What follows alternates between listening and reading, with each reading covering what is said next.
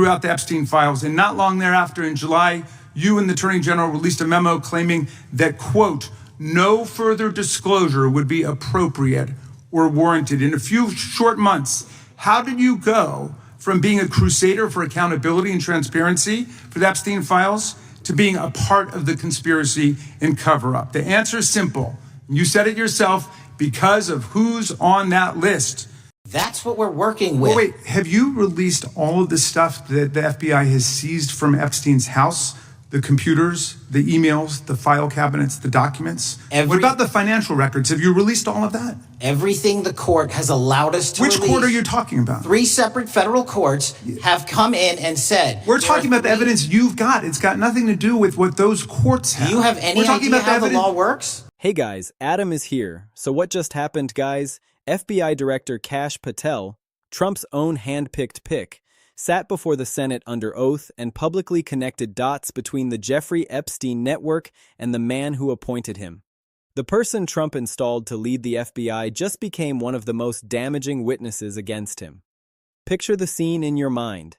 The hearing room is electric. Senators are leaning forward in their chairs. The press gallery is packed to the rafters. Wait, do you want me to break the law in a federal judge's order? No, I want you to follow your own word, Director Patel. You said up there it was under the direct control of the FBI director. He had the black book. Everything I have direct control over, we have gone to court. You haven't. Complete your sentence. Everything. I'm asking about why you aren't releasing the full Epstein files, including the names of people who were involved in the sex ring that you promised to do before you became FBI director. I just told you I'm not going to release downloaded porn. I'm not asking about that. Fine. I'm asking about all the other files. What other videos? Tell me.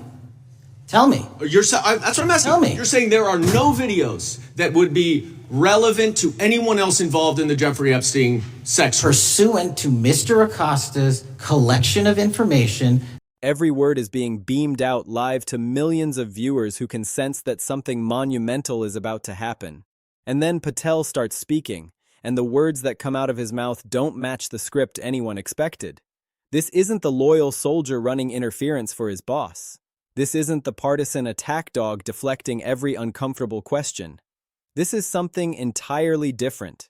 Based on the search warrants, that's all we have in our possession. And I'm asking you, that stuff. That's all we got. I'm not asking all you got. I'm asking you, in that stuff, there's nothing that's related to to any other sex traffic, any other people engaged with Epstein in underage sex. That's correct. To my knowledge, no. Okay. Director, is President Trump implicated in any wrongdoing related to Jeffrey Epstein? Based on the entirety of the evidence that we have, absolutely not. The president is not implicated. Correct. We know these people exist in the FBI files, the files that you control. I don't know exactly who they are, but the FBI does. Have you launched any investigations into any of these people, and have you seen these 302 documents? Sir, I have asked my FBI agents to review. This is a man who appears to have decided that the truth matters more than the team. He starts making allegations that powerful individuals, including the sitting president of the United States, are entangled in the Epstein web. He doesn't whisper it. He doesn't hint at it. He states it with the clarity of someone who has seen the evidence and can no longer pretend otherwise. The room goes silent. The cameras capture the shock rippling across faces.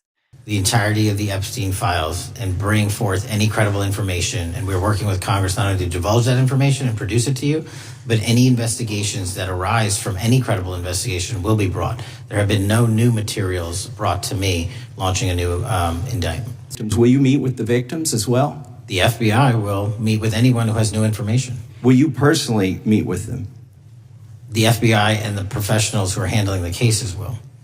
Yesterday, you testified to Senator Kennedy that there was, quote, no credible information that Epstein trafficked girls to anyone else, and that you have, quote, continuously and publicly asked the public to come forward with more information and we'll look into it. Today, in response to Mr. Massey's question, you appeared to say that the survivors were not credible.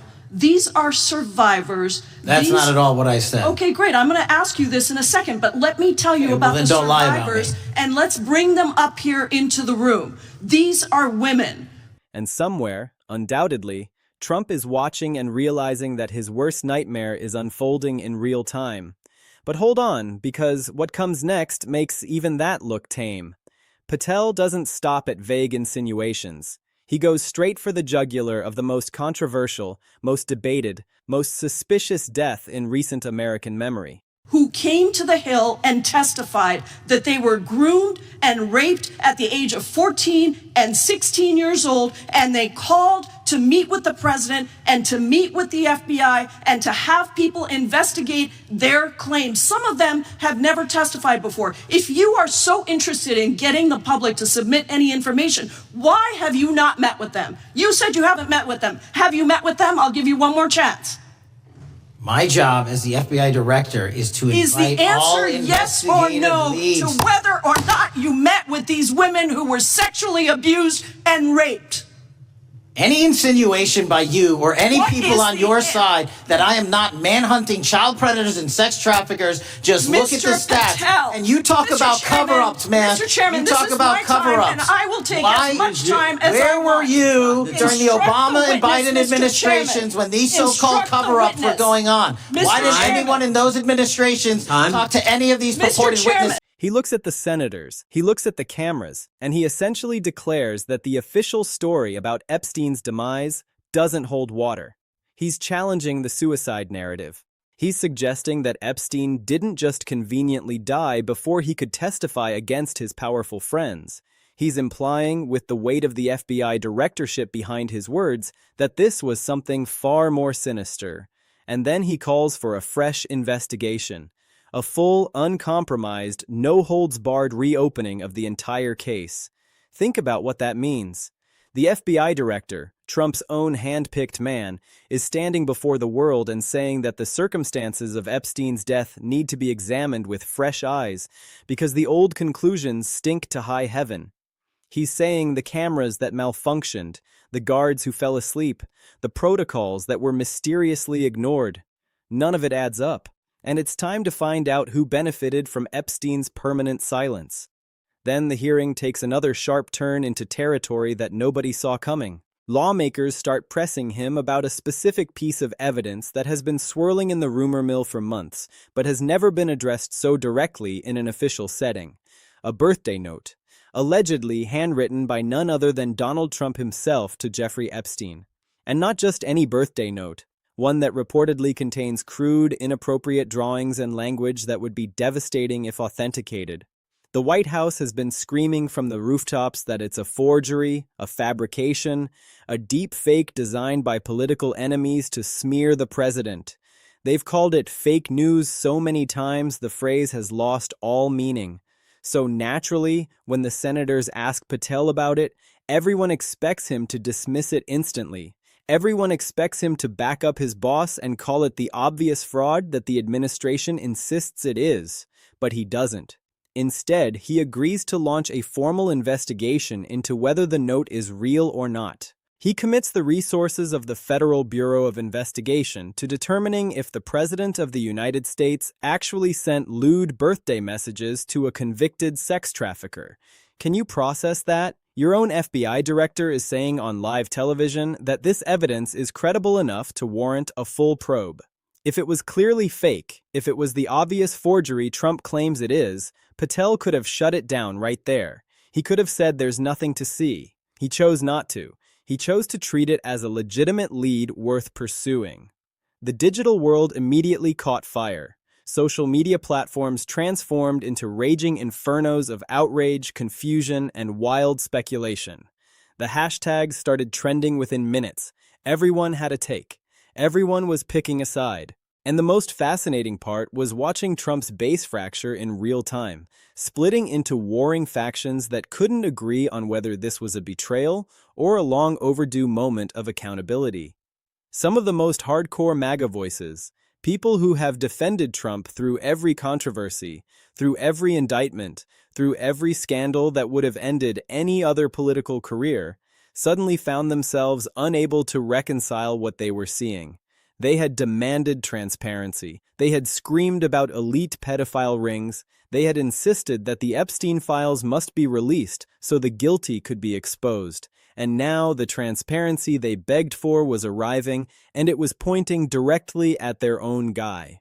The cognitive dissonance was brutal to witness.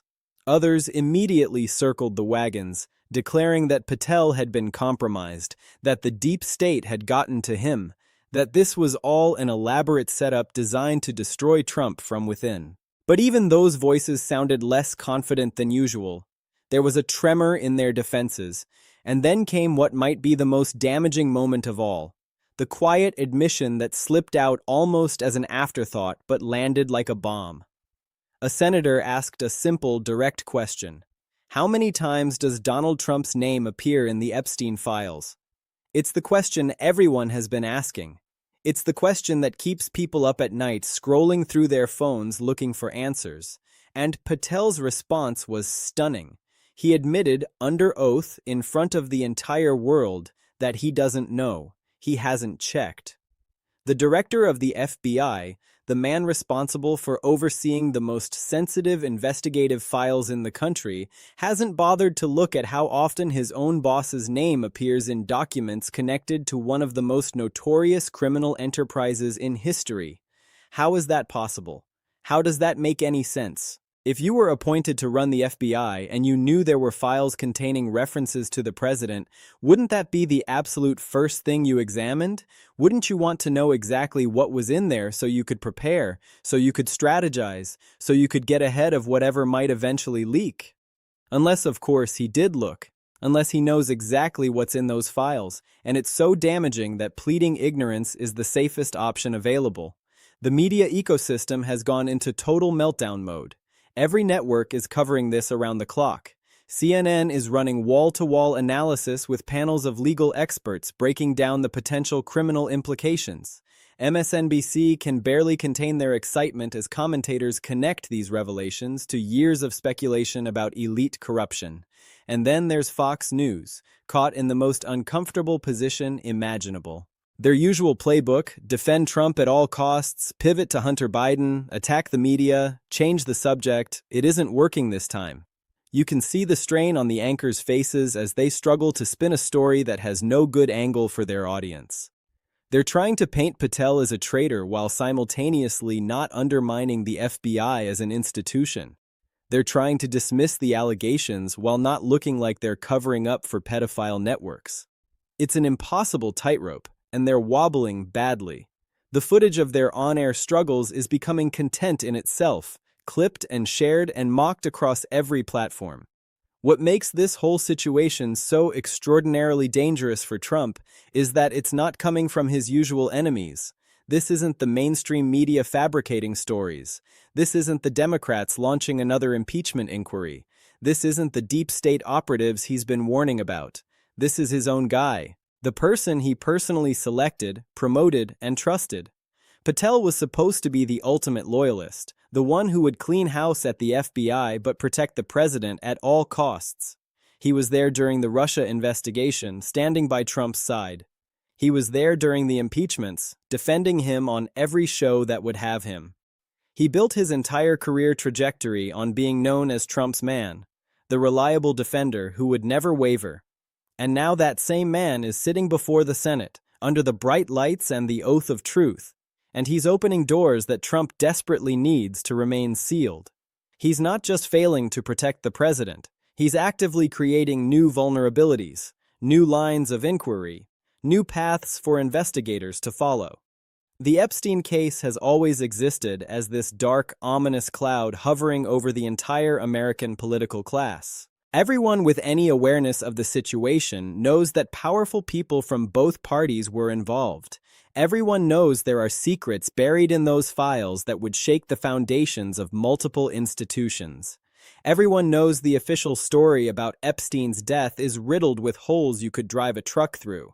But for years, nobody in a position of real authority was willing to say it out loud. The system protected itself. The elites closed ranks. The questions lingered unanswered. Until now. until Patel sat down in that chair and effectively confirmed what millions of Americans have suspected for years. He lent the credibility of the FBI directorship to the theories that had previously been dismissed as conspiracy thinking. He made it official, he made it real, and once that door is opened, it cannot be closed again.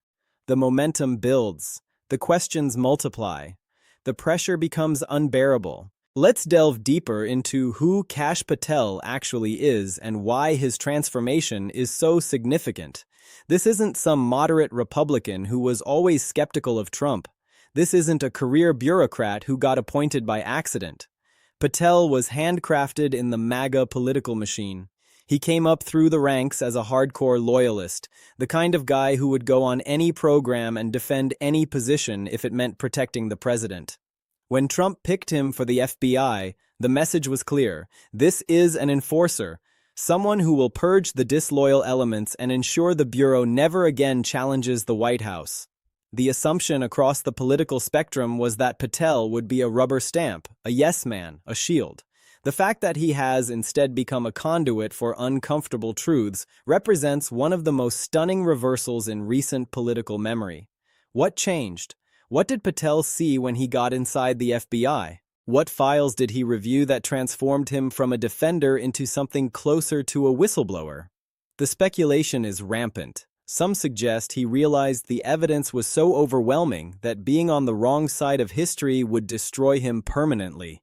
Others whisper that he's positioning himself for a post-Trump future, establishing his independent credibility. Whatever the motivation, the effect is the same.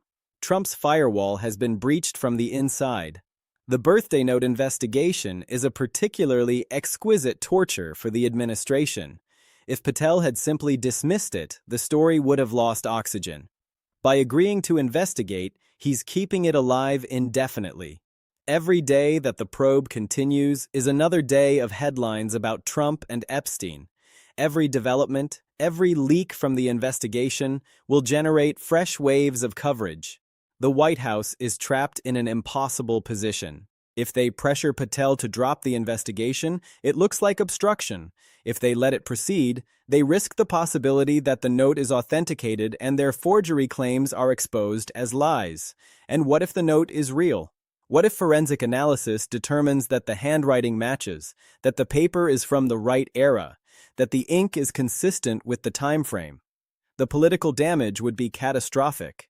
The image of the president sending crude, inappropriate messages to a man who would later be convicted of heinous crimes against minors, that's not something you recover from. It's the kind of revelation that fundamentally alters how history remembers a leader. The admission about not checking the Epstein files for Trump's name deserves its own extended analysis because it's such a devastating self-own. The FBI director is responsible for the integrity of the most powerful investigative agency on the planet. He oversees counterterrorism, counterintelligence, organized crime, and public corruption. And yet, when asked about the single most explosive set of documents in his possession, documents that have the potential to reshape American politics, he claims he hasn't done basic due diligence. The excuses write themselves, but none are convincing. Is he lying about not checking because the truth is too dangerous to speak? That would mean he's committing perjury to protect either himself or the president. Is he telling the truth and genuinely hasn't checked? That suggests a staggering level of incompetence, an FBI director who doesn't understand what's in his own files. Neither option inspires confidence, and the speculation fills the vacuum. People are drawing their own conclusions, and most of those conclusions are deeply unflattering to both Patel and Trump.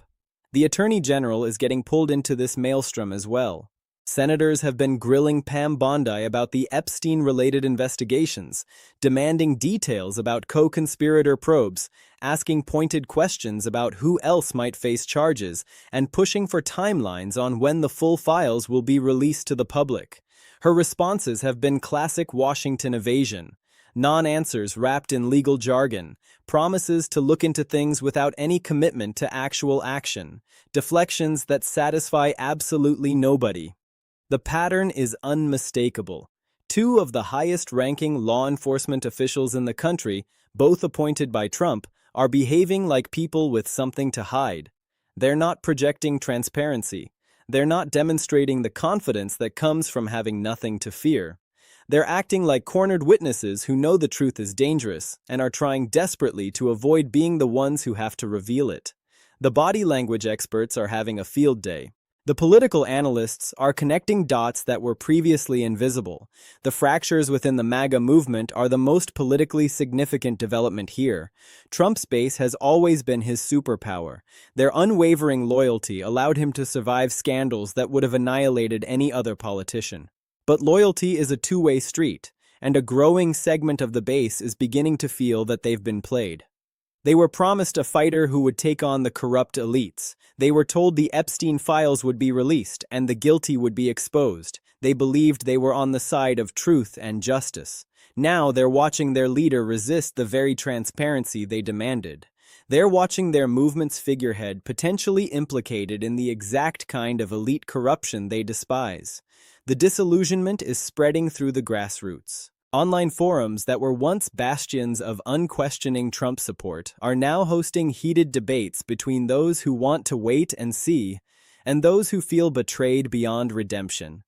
The movement is eating itself in real time, and the midterm implications are enormous. The legal dimension of this scandal is evolving rapidly. Legal scholars and former prosecutors are appearing on every network to discuss the potential charges that could emerge if the files contain what many suspect they contain.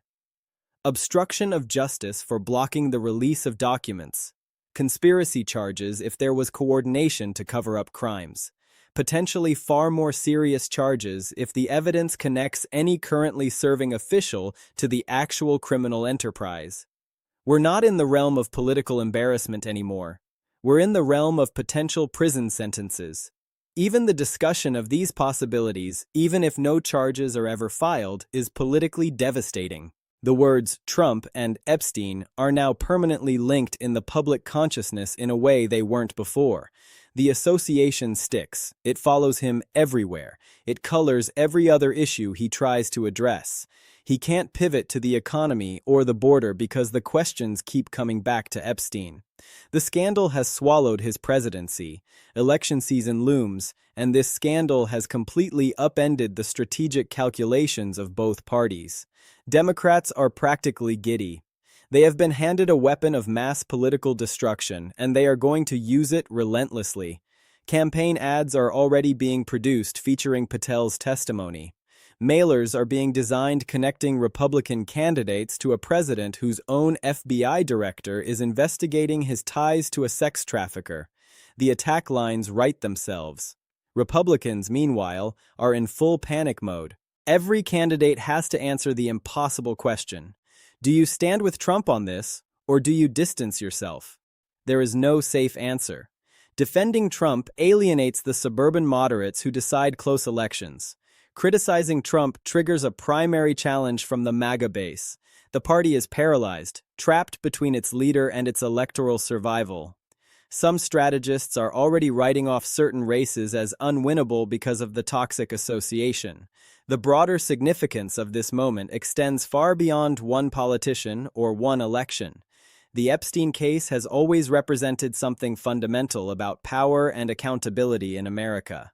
It's the ultimate test of whether the system applies equally to everyone or whether there's a separate track for the connected and the wealthy. For decades, powerful individuals across multiple industries and both political parties were protected. They were shielded by their connections, their lawyers, their ability to make problems disappear. The victims were ignored, the evidence was buried, the truth was suppressed. Patel's testimony, whatever his motivations, represents a crack in that wall of immunity. It's a signal that the old rules might not hold forever. It's a glimpse of a world where even the most powerful might have to answer for what they've done. That's terrifying to some and exhilarating to others, but it's undeniably historic. The path forward from here branches into several distinct possibilities. Patel could follow through, conducting genuine investigations that uncover incontrovertible evidence and lead to actual charges.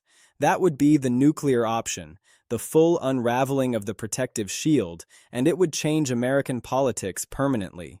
Trump could fire Patel, remove him from the FBI directorship before the investigations reach their conclusion, and install a replacement who will shut everything down. That would be political suicide in the short term, looking exactly like the cover-up it would be, but it might be the only way to prevent the long-term damage of having the truth exposed. Or the most likely scenario, the one that has played out too many times before, nothing meaningful happens. The news cycle moves on. Another crisis consumes the public's attention. The investigations stall, the files remain locked away, the powerful remain protected. Patel's testimony becomes a footnote rather than a turning point. The cynicism of the American public deepens another notch, but there's reason to believe this time might resist that pattern. The Epstein story has unusual staying power. It taps into something primal in the public consciousness. The combination of elite privilege, sexual exploitation, mysterious death, and official cover-ups creates a narrative that is almost impossible to look away from. And the files exist. They're real. They're sitting somewhere in the government's possession. Eventually, through some mechanism, a leak, a court order, a change in administration, a courageous whistleblower, they will see the light of day. Information wants to be free, and this information is too explosive to stay buried forever. Everyone who has been running interference, everyone who has been blocking transparency, everyone who has been hoping this would all just go away, will eventually have to face the music. The smart move for anyone who is innocent would be to demand immediate release, to flood the zone with transparency, to prove their innocence by letting the world see everything. The fact that this isn't happening tells its own story. The Trump brand, painstakingly constructed over decades of media manipulation and political messaging, is crumbling under the weight of these revelations. The image of the anti-elite warrior, the outsider who challenged the corrupt system, the champion of the forgotten who would hold the powerful accountable, it's all dissolving. What's emerging in its place is the portrait of just another connected insider, another elite who benefited from the system he claimed to oppose, another powerful figure who wants transparency for his enemies, but secrecy for himself. The hypocrisy is too blatant to ignore, and the base that once overlooked everything is beginning to notice. Patel's testimony may well be remembered as the moment the spell was broken, the instant when the curtain was pulled back and the wizard was revealed as just another frightened man trying to protect his secrets. The reckoning has arrived. The only question now is whether it will deliver actual accountability or just another cycle of outrage followed by forgetting. Stay vigilant. This story is far from over.